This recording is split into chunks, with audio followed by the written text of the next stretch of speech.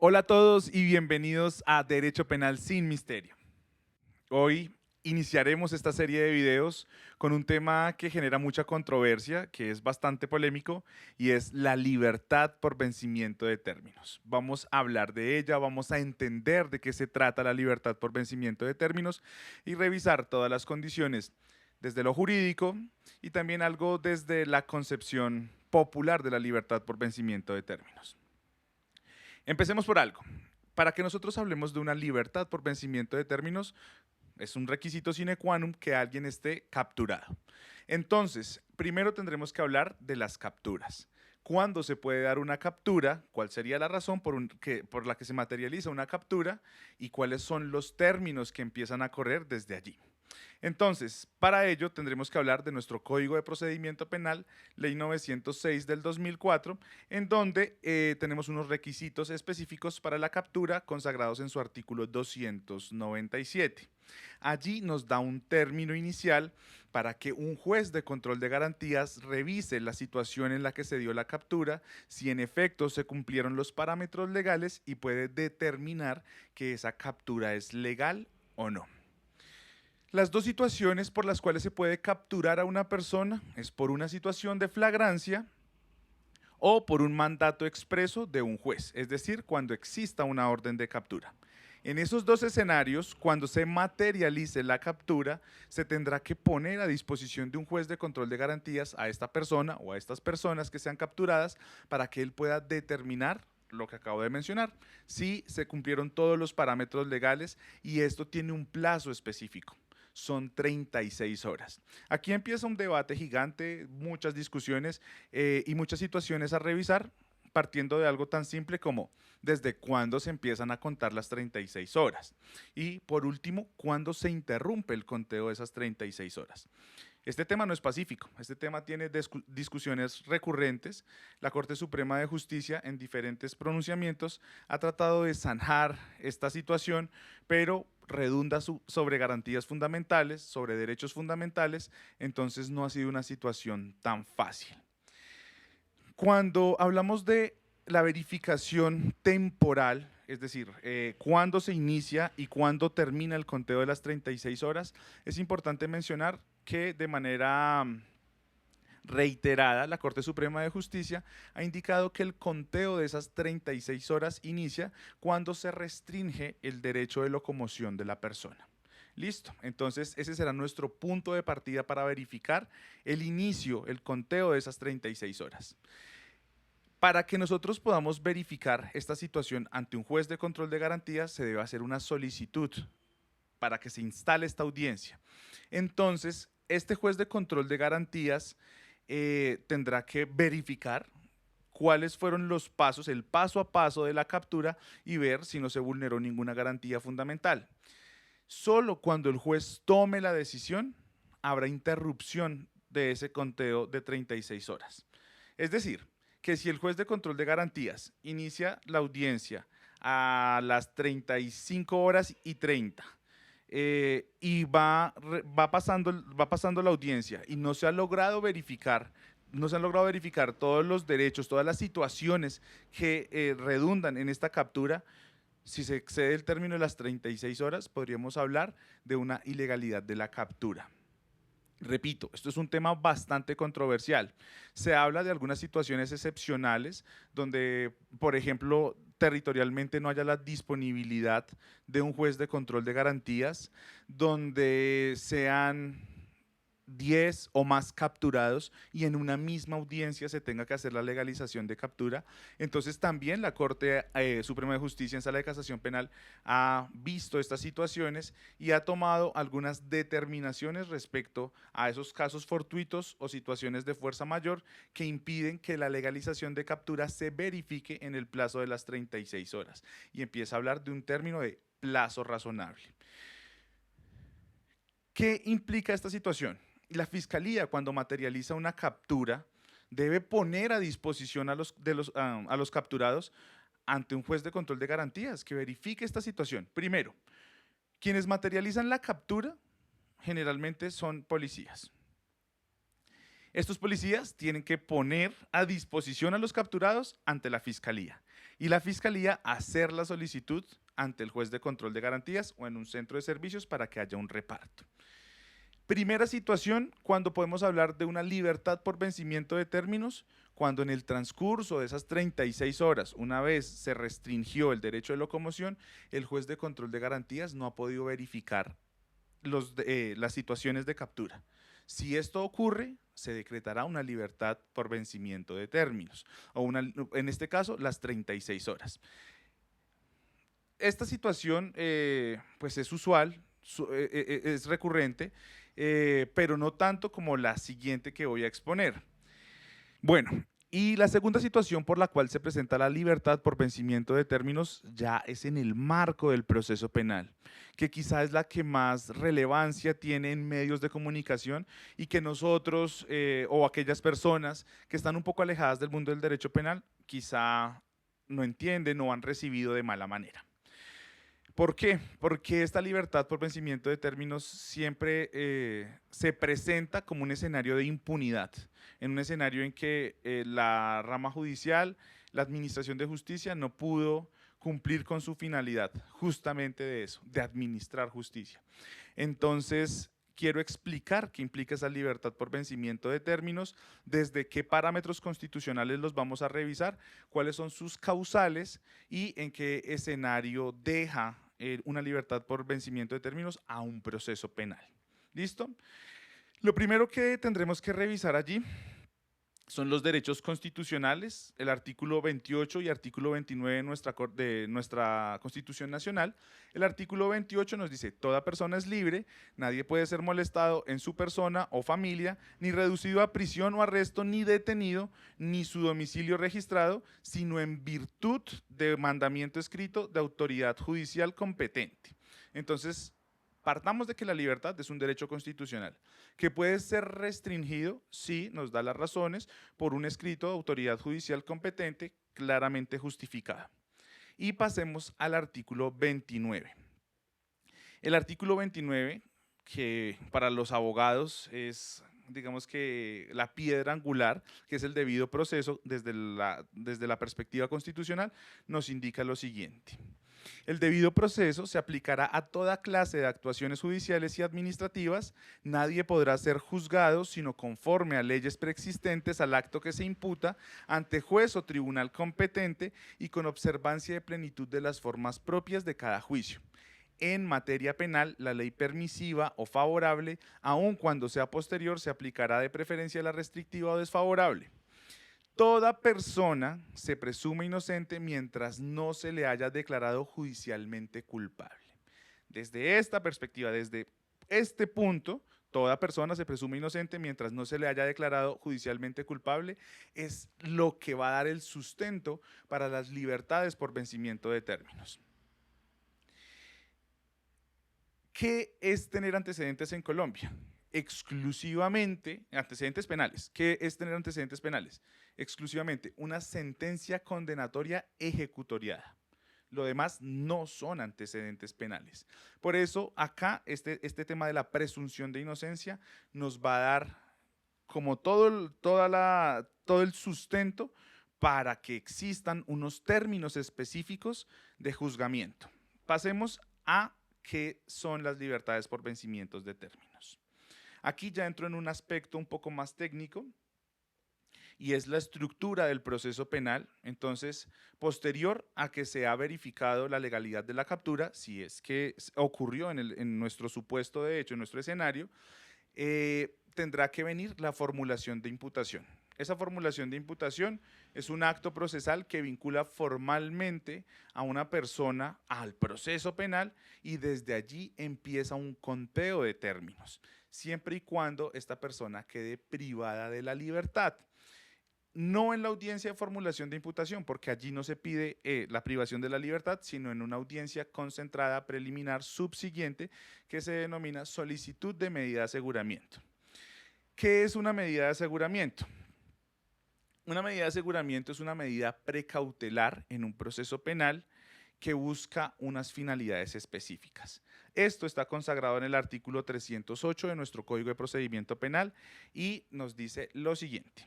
El juez de control de garantías, a petición del fiscal general de la Nación o de su delegado, decretará la medida de aseguramiento cuando de los elementos materiales probatorios y evidencia física recogidos y asegurados o de la información obtenidos legalmente se pueda inferir razonablemente que el imputado puede ser autor o partícipe de la conducta delictiva que se investiga, siempre y cuando cumpla alguno de los siguientes requisitos. Son tres. Primero, que la medida de aseguramiento se muestre como necesaria para evitar que el imputado obstruya el debido ejercicio de la justicia. 2. Que el imputado constituye un peligro para la seguridad de la sociedad o de la víctima.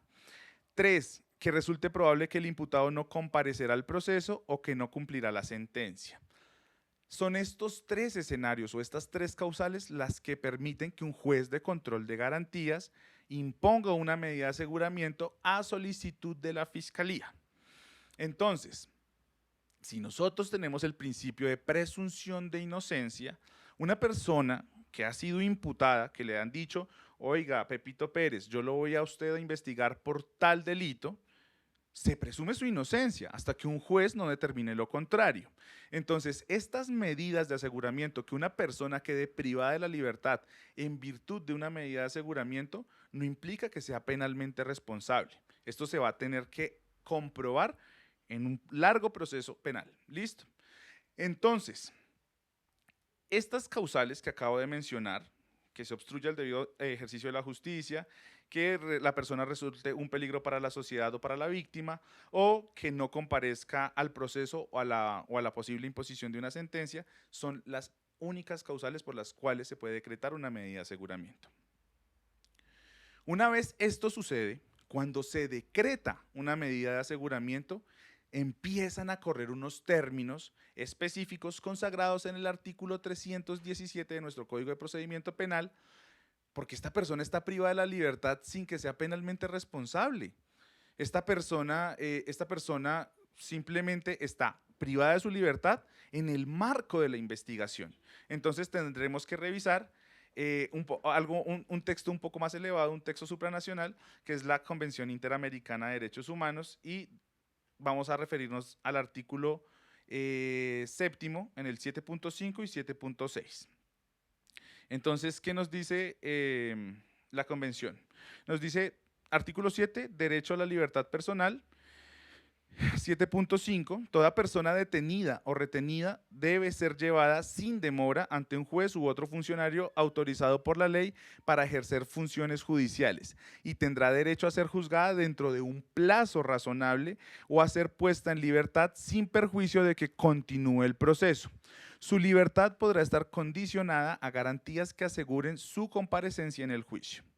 7.6.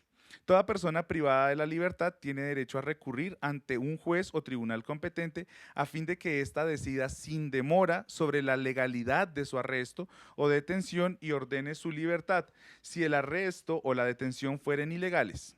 En los estados partes cuyas leyes prevén que toda persona que se viere amenazada de ser privada de su libertad, tiene derecho a recurrir a un juez o tribunal competente a fin de que éste decida sobre la legalidad de tal amenaza. Dicho recurso no puede ser restringido ni abolido. Los recursos podrán interponerse por sí o por otra persona. Entonces nosotros tenemos desde el derecho internacional, incluido por bloque de constitucionalidad, una serie de condiciones respecto al plazo razonable de juzgamiento. Aquí nos vamos a trasladar al artículo 317 y esto sí tiene que ver ya con la estructura del proceso penal. Entonces, el artículo 317 nos habla de las causales de libertad, libertad por vencimiento de términos. Nos dice lo siguiente: las medidas de aseguramiento indicadas en los artículos anteriores tendrán vigencia durante toda la actuación, sin perjuicio de lo establecido en el parágrafo primero del artículo 307 del presente Código sobre las medidas de aseguramiento privativas de la libertad.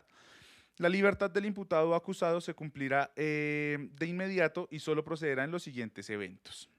Primera causal: cuando se haya cumplido la pena según la determinación anticipada, para este efecto se haga o se haya decretado la preclusión o se haya absuelto al acusado.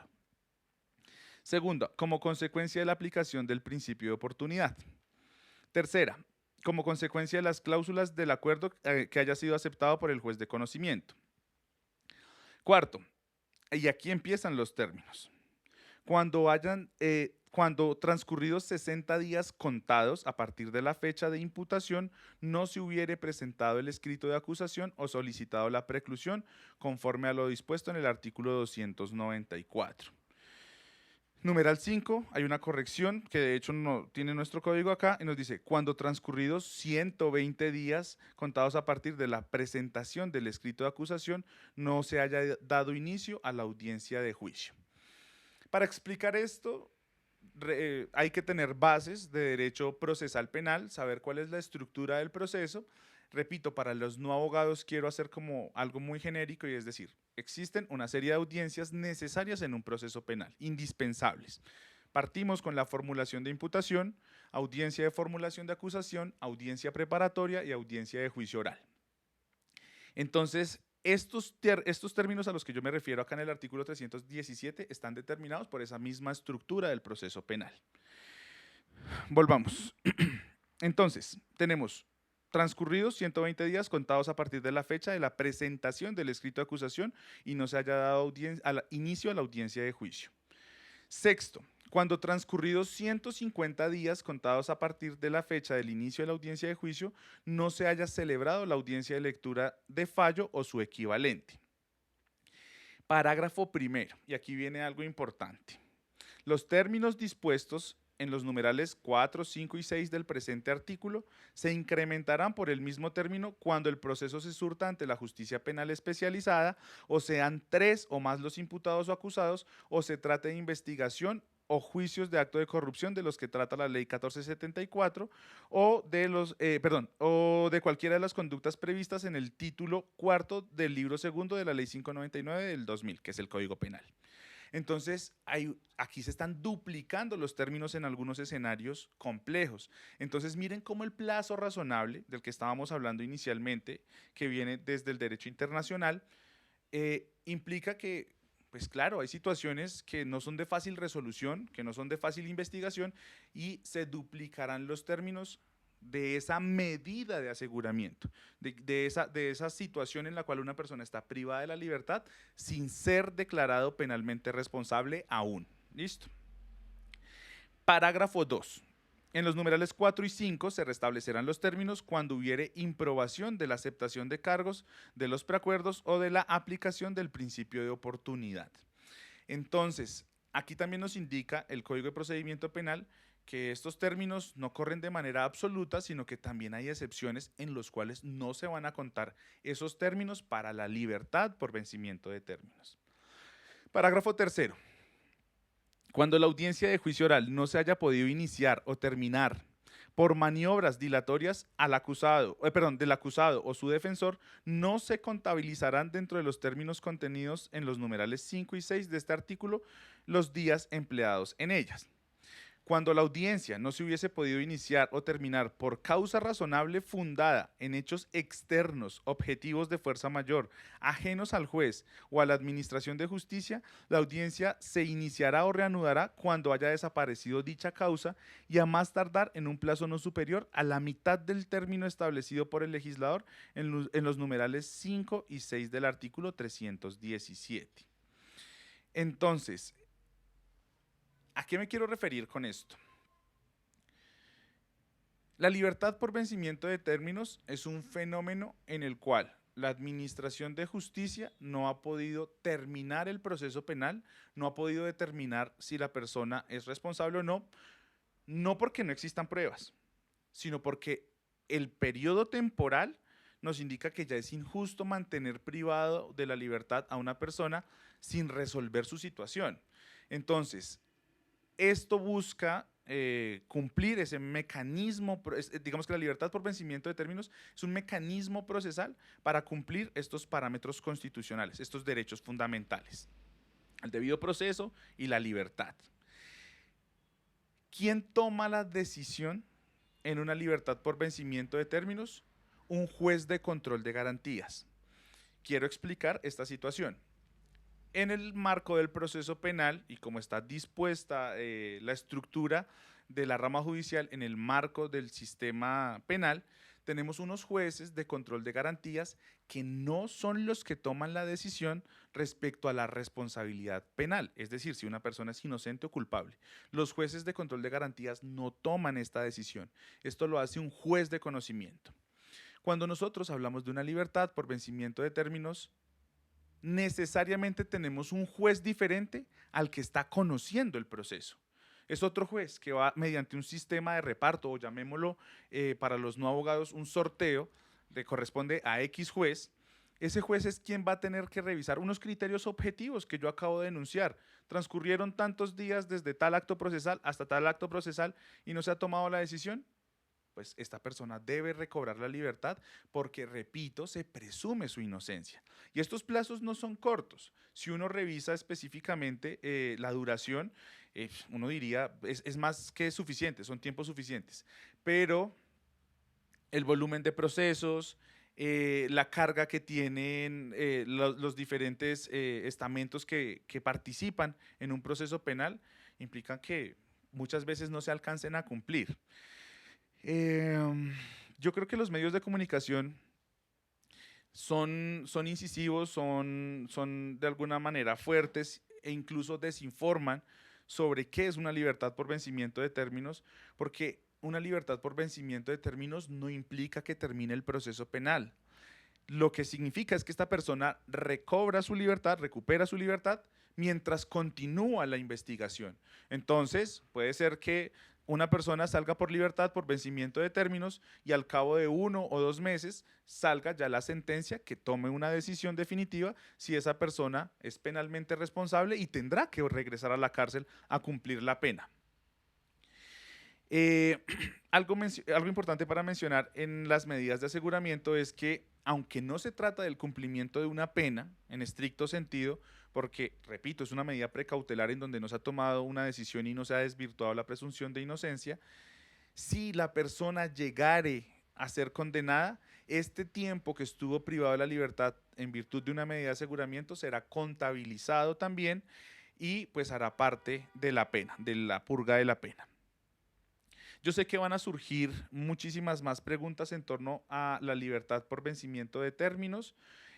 Acá en el video voy a dejar indicadas algunas sentencias fundamentales para que se entiendan estos conceptos de libertad por vencimiento de términos y voy a dejar una estadística de libertad por vencimiento de términos en los últimos 10 años. Dejo acá la cita de la Corporación Excelencia para la Justicia y con las fuentes tomadas del IMPEC. Espero que haya sido de ilustración para ustedes el video, que hagan sus comentarios, sus sugerencias, pues este es el primer video que sacamos de esta serie y sé que de aquí surgen un montón de temas. Repito, siempre será un gusto compartir este espacio con ustedes. Los espero muy activos en los comentarios y nos veremos en un próximo video.